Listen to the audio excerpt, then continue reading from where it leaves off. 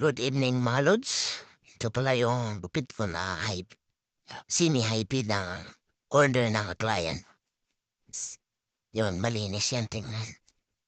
Talagang pinakintabang ko talaga siya. Gusto niya ng testis. Yun ang pangalawa. Ito yung burst speed na hindi masyado mataas. Katamtaman lang. Yan kasi ang order ng client na pinapakita sa akin sa sa cellphone. Ginagaya ko yung gusto niya kasi para ma-happy naman siya.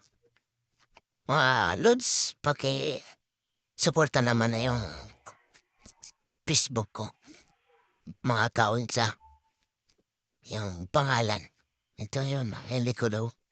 Swabe talaga guys. Ito talaga maganda daw siya. Pinakita ko yung picture.